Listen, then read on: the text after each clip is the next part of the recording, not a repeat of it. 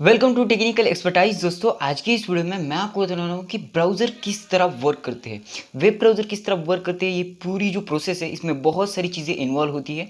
तो ये सारी चीज़ें कवर करने की मैं कोशिश करूँगा, क्योंकि सिर्फ एक चीज़ के बारे में बताने में बहुत ज़्यादा टाइम लगता है वेब ब्राउज़र की अगर हम बात करें तो इस वीडियो को पूरा देखिए, बहुत इन्फॉर्मेटिव वीडियो होने वाली है। तो इस वीडियो को पूरा देखिए, पर लाइक कीजिए, शेयर कीजिए और नए हो तो सब्सक्राइब कीजिए। So let's go. जो सॉफ्टवेयर का हम डेली बेसिस पे यूज़ करते ही है, जो अदर सॉफ्टवेयर्स होते हैं जो भी हम यूज़ करते हैं, उनका जो प्रिंसिपल होता है जो भी वर्क करने का, और वेब ब्राउज़र का जो भी प्रिंसिपल होता है वो अलग अलग है। हाँ, सॉफ्टवेयर में बहुत बड़ी एब्स्ट्रैक्शन होती है, उसका काम करने का तरीका, उसमें बहुत बड़ी एब्स्ट्रैक्शन होती है, उसके पीछे बहुत सारी प्रोसेसेस होती है। पर वेब ब्राउज़र की जो भी प्रोसेसेस है ये भी होती है, पर वो बहुत अलग है अदर सॉफ्टवेयर से, क्योंकि वेब ब्राउज़र एक बहुत यूनिक सा काम करता है, वो कि हमें इंटरनेट से जोड़कर वेब पेजेस हम वेब ब्राउज़र से ही विजिट कर सकते हैं। ये सिंपल सा काम है वेब ब्राउज़र का। तो एक्चुअली में वेब ब्राउज़र करता क्या है जिससे हम वेब पेजेस को विजिट कर सकते हैं। तो मैं पहले से ही सारी प्रोसेस आपको स्टेप बाय स्टेप बता देता हूँ। सो फर्स्ट, जब भी आप URL टाइप करते हो वेब ब्राउज़र पे, तो वो वेब ब्राउज़र उस URL को मैच करता है DNS से। DNS में जो भी IP एड्रेसेस है, वो जो भी URL है वो आपके पास है, पर एक्चुअली में उसका मतलब उस IP एड्रेस में होता है। तो जो भी आपका URL वो IP एड्रेस से अगर मैच हो गया, तो वेब ब्राउज़र को पता चल जाता है कि आपको कौन सी वेबसाइट का डेटा चाहिए। तो जो भी रिक्वेस्ट है आपकी, वही HTTP रिक्वेस्ट वो भेजता है उस पार्टिकुलर वेबसाइट को जिसका भी डेटा आपको चाहिए, और उसके बाद वो वेबसाइट उस रिक्वेस्ट को प्रोसेस करती है। उसके सर्वर में ये प्रोसेसिंग होती है, क्योंकि सारा जो डेटा है हमारा वो सर्वर में स्टोर होता है उस पार्टिकुलर वेबसाइट के। तो जो भी हमें चीज़ें चाहिए इंटरनेट पे, वो पहले सर्वर कंप्यूटर पे ही जाती है। वहाँ से हमारी कोई भी रिक्वेस्ट एक्सेप्ट होती है, वहाँ से हमें डेटा का जो भी कनेक्शन है, ये पूरा कनेक्शन सर्वर से ही होता है। तो उस वेबसाइट के पार्टिकुलर वेबसाइट के सर्वर पे ही हमारी रिक्वेस्ट जाती है, वहाँ प्रोसेस होती है, और जो भी डेटा हमें चाहिए वो हमें मिलता है। अब ये जो डेटा होता है, ये सिंपली कोई हमें फाइल चाहिए ऐसी बात नहीं है, हमें उस वेब पेजेस चाहिए, और वो वेब पेजेस एक फाइल है, वही एक डेटा है जो हमने रिक्वेस्ट किया है। तो वेब ब्राउज़र वो वेब पेज जो भी सर्वर में स्टोर है वो हमारे तक पहुंचाता है। अब इस बीच वेब ब्राउज़र क्या करता है, तो ये सारा जो भी डेटा होता है वेबसाइट का, जो वेब पेजेस का, वो होता है एक कोडिंग।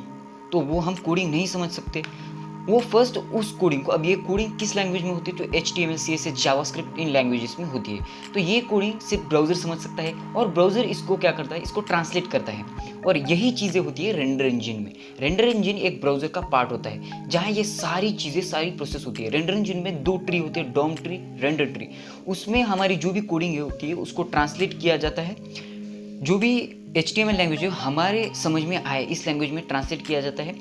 मतलब जैसे भी हम कंपाइल करते हैं, सेम ब्राउज़र भी वैसे ही काम करता है। उसके बाद वो अलग अलग चीज़ें को ट्रांसलेट करता है, जैसे उसमें कलर डालना हो, उसका UI बराबर डिज़ाइन करना हो, लेआउट हो, ये सारी चीज़ें रेंडर इंजन में, जो ब्राउज़र का एक पार्ट है, उसमें होती है, और उसके बाद हमें डिस्प्ले की जाती है। तो इसमें जो ये प्रोसेस मैंने आपको बताई रेंडर इंजन की, ये बहुत बड़ी प्रोसेस है। ये कोई छोटी प्रोसेस नहीं है कि कुछ छोटी सी चीज़ें, मतलब कुछ छोटी छोटी चीज़ें जो होती है उसको उन्होंने ट्रांसलेट कर दिया या कुछ कर दिया, ऐसी बात नहीं है। इसमें बहुत बड़ी प्रोसेस होती है, बहुत सारी चीज़ें ट्रांसलेट होती है। तो ये जो प्रोसेस है रेंडर इंजन की, वो बहुत फास्ट होती है। हम कोई भी वेब पेज, अगर हमारा इंटरनेट कनेक्शन फास्ट हो तो बहुत फास्ट हम तक पहुंच जाता है। तो इस तरह उस सर्वर से कनेक्ट होता है फर्स्ट, और वहाँ से जो भी फाइल आती है वो हमारे अंडरस्टैंडेबल फाइल नहीं होती है। वो ब्राउज़र उसको अंडरस्टैंडेबल फॉर्म में कन्वर्ट करता है, उसको ट्रांसलेट करते हैं। HTML CSS इस फॉर्म में होती है, तो उस कोडिंग को वो बराबर ट्रांसलेट करता है, हमें समझ आए इसमें ट्रांसलेट करता है, उसको UI को बराबर डिज़ाइन करता है, लेआउट करता है। ये सारी चीज़ें करके हम वेब पेजेस देखते हैं। तो ये सिर्फ एक ही चीज़ इसमें इन्वॉल्व नहीं है, बहुत सारे वेब पेजेस की बहुत सारी प्रोसेसेस होती है। वेब पेजेस में सिर्फ और सिर्फ ट्रांसलेट करना यही बात नहीं है, वेब पेजेस बहुत सारी अदर चीज़ें देखती हैं। यहाँ डेटा परसिस्टेंस की भी बात आती है। डेटा परसिस्टेंस मतलब एक बैक एंड प्रोसेस होती है वेब ब्राउज़र में।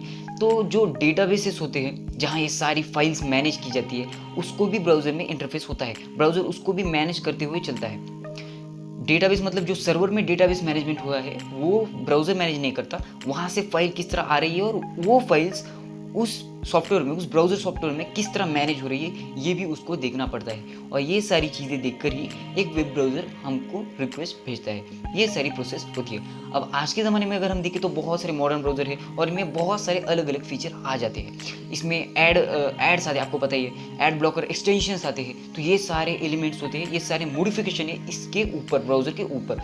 तो अब एक्सटेंशन का, ब्राउज़र का या जो भी एड्स आते हैं उसका ब्राउज़र का क्या संबंध है, इसमें एक अलग वीडियो में आपको बताने वाला हूँ। फिलहाल मैंने आपको बता दिया है कि वेब ब्राउज़र किस तरह कोई भी वेब पेजेस को हमारे तक भेजता है, ये सारी प्रोसेस कैसे होती है। तो ऐसे अगर टेक्निकल वीडियो देखनी है तो इस चैनल सब्सक्राइब कीजिए, लाइक कीजिए, शेयर कीजिए। सो मिलते हैं ऐसी वीडियो।